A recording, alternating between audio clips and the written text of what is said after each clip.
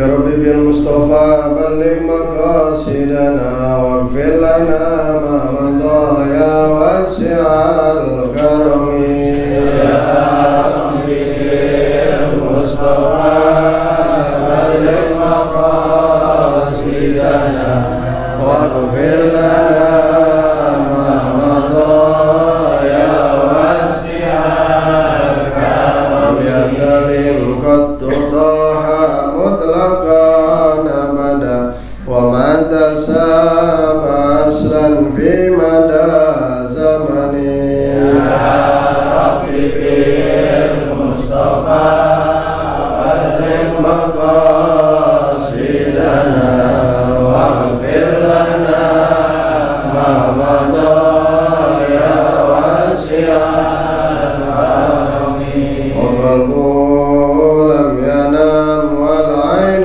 قد نست ولا يرى ظله في شمس زوفتني يا ربي بالمصطفى بلغ مقاصدنا واغفر لنا ما مضى يا واسع الكرم اللهم صل وسلم وبارك عليه وعلى Assalamualaikum warahmatullahi wabarakatuh.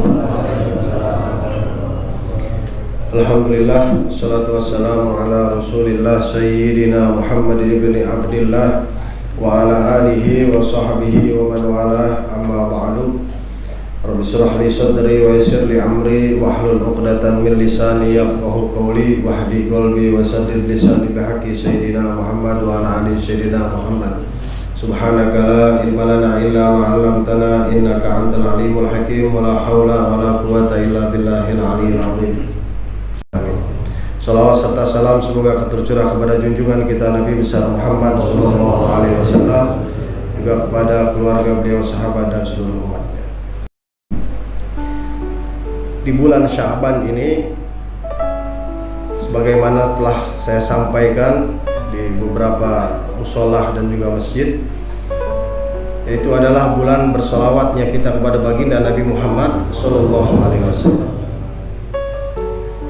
Saya pernah mendengar guru saya Al-Habib Munzir bin Fuad Al-Musawa, orang yang gemar bersolawat insya Allah wafatnya enggak dalam keadaan su'ul khotimah. Orang yang senang sama solawat insya Allah wafatnya husnul khotimah. Orang yang demen cinta, rajin baca sholawat, dia mendapatkan kemuliaan, diantaranya adalah wafat dalam keadaan husnul khotimah. Sebab tidak mungkin dia bakalan wafat dalam keadaan husnul khotimah sedangkan dia selalu dikasih taufik sama Allah untuk selalu membaca sholawat kepada baginda Nabi Muhammad. Kita masih beruntung, masih demen namanya sholawat atau pembacaan maulid dan zikir-zikir lainnya, karena itu termasuk daripada taufik Allah Subhanahu wa ta'ala. Jadi di bulan sholawat ini kita jangan sampai istilahnya ketinggalan daripada waktu-waktu kita yang senggang untuk tidak bersolawat kepada baginda Nabi Muhammad. Ada pernah sebuah kisah, mungkin pernah saya sampaikan, di antara keistimewaan sholawat itu ketika Nabi Muhammad sama Sayyidina Ali bin Abi Thalib ada di sebuah kebun kurma. Jadi ketika itu beliau dihampiri seekor lebah tawon. Dan Nabi Muhammad bertanya kepada Sayyidina Ali, "Wahai Ali, tahukah kamu apa yang dikatakan lebah tersebut?" Sayyidina Ali gak ngerti bahasa binatang. Jadi beliau menjawab, "Saya tidak mengerti ya Rasulullah."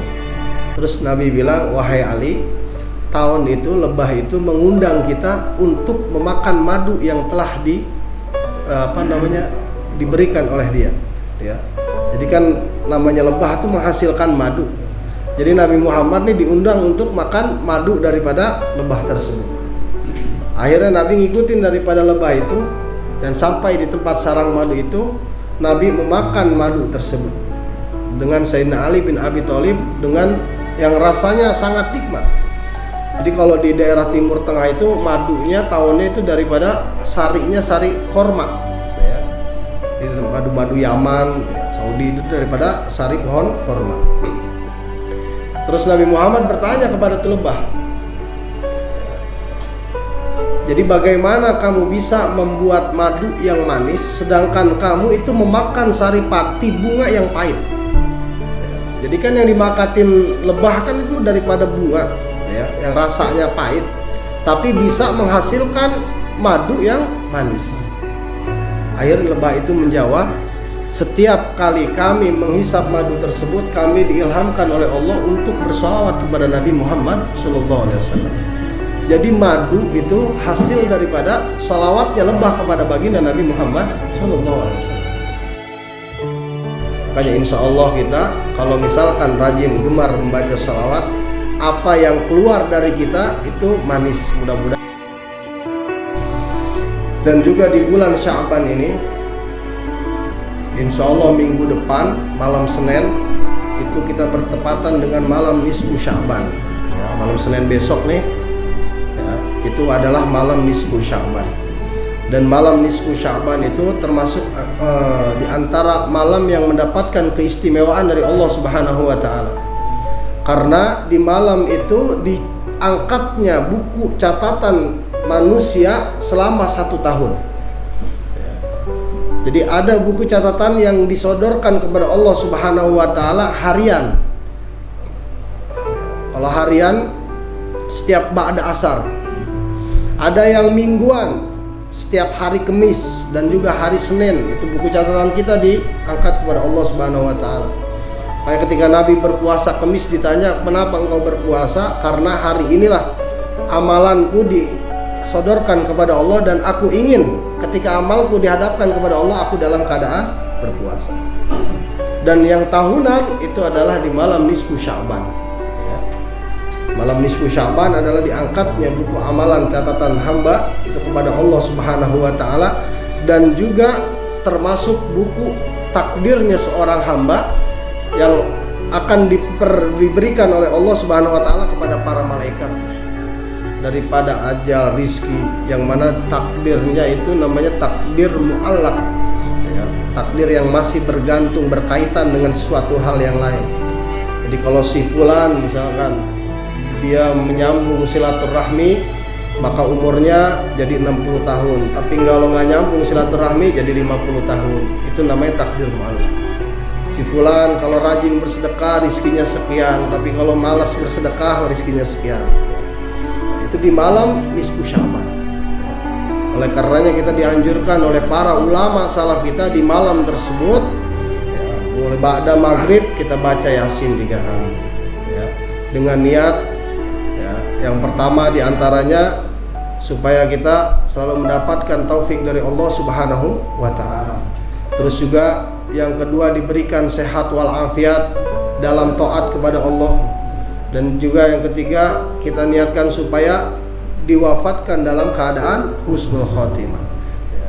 Dan juga diniatkan untuk mendapatkan rizki yang halal berkah ya, dalam pembacaan Yasin tersebut, karena itu adalah malam penetapan daripada takdir mu'allaq yang Allah berikan kepada para malaikatnya.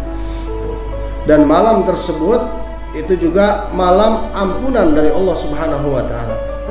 Cuman di dalam sebuah riwayat daripada hadisnya baginda Nabi Muhammad SAW, setidaknya ada 4 golongan yang merugi di malam tersebut. Artinya dia nggak dapat kerahmat, nggak dapat ampunan, nggak diijabah doanya oleh Allah Subhanahu wa taala walaupun dia beribadah. 4 golongan itu diantara hadis Nabi mengatakan, diantara yang pertama adalah musyrik. Orang musyrik itu nggak dapat keuntungan di malam-malam mulia. Ketika banyak orang lain ibadah dapat kemuliaan, dia nggak dapat.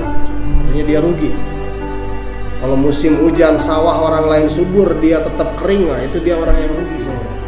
Ketika banyak hamba Allah dapat ampunan, dia nggak dapat, itu orang yang paling nyesel, paling nyesek hidupnya dah. Di antaranya orang musyrik. Insyaallah di kampung kita ini jauh sama musyrik, mudah-mudahan ya. Kagak ada yang miara keris kan sini mah ya. Nah, yang utama musyrik. Yang kedua qatilun nafsi, di antaranya juga adalah orang yang membunuh orang lain tanpa hak. Pembunuh itu juga nggak mendapatkan ampunan dari Allah Subhanahu wa taala selama dia tidak bertaubat dengan taubatan nasuha, dan juga membayar hak-hak adaminya. Terus di antara yang ketiga adalah al-aqun liwalidaini, orang yang durhaka sama kedua orang tuanya. Ini durhaka sama orang tua. Nah, itu dampaknya kita akan jauh dari rahmat Allah Subhanahu wa taala, jauh sama ampunan. Jauh sama hidayah. Ya, hidayah. Hanya dengan sebab seorang hamba itu mendurhakai orang tuanya, niscaya Allah akan berikan dia azab di dunia sebelum di akhirat. Artinya di dunia ini udah di DP-in dulu sama Allah, ntar di akhirat dapat lagi. Artinya bukan di dunia dia dapat, di akhirat kagak, enggak, di DP-in dulu nih sama Allah. Karena dosa-dosa yang lain kadang akibatnya ditunda di akhirat, tapi kecuali durhaka sama orang tua. Di antaranya dia kagak mendapatkan ampunan Allah di malam nisfu Sya'ban. Dan juga di dalam hadis Nabi diriwayatkan, di antara orang yang tidak mendapatkan ampunan Allah al-musyahin. Musyahin itu artinya orang yang bermusuhan, yang di dalam hatinya ada kebencian terhadap muslim lain, ya. Jadi ini di malam nisfu Sya'ban, ya, kita lepaskan nih semua permohonan maaf, kita ungkapkan, ya. Jadi kebencian kita, permusuhan kita terhadap hamba-hamba Allah yang lain kita hilangkan, supaya kita mendapatkan keistimewaan malam nisfu Sya'ban. Situ Allah mengijabah doa mengampuni seorang hamba daripada dosa-dosanya. Bahkan kalau kata Imam Syekh Abdul Qadir Jailani, itu malam nisfu Sya'ban malam termulia kedua setelah Lailatul Qadar. Kata Imam Subki, malam nisfu Sya'ban mengampuni dosa selama 1 tahun. Kalau malam Lailatul Qadar mengampuni dosa kita seumur kita. Lailatul Qadar. Kalau nisfu Sya'ban hitungannya setahun. Kalau malam Jumat itu hitungannya seminggu, mengampuni dosa selama seminggu. Jadi kalau kita ibadah kepada Allah Subhanahu wa taala, nisfu Sya'ban mendapatkan ampunan selama setahun. Ya. Jadi di malam tersebut, malam nisfu Sya'ban, kita gunakan ibadah kepada Allah dan juga bersihkan hati kita daripada kebencian, kedengkian dan juga lain sebagainya. Jadi saling memaafkan, terutama memasuki daripada bulan suci Ramadan. Itulah diantara keistimewaan bulan Sya'ban.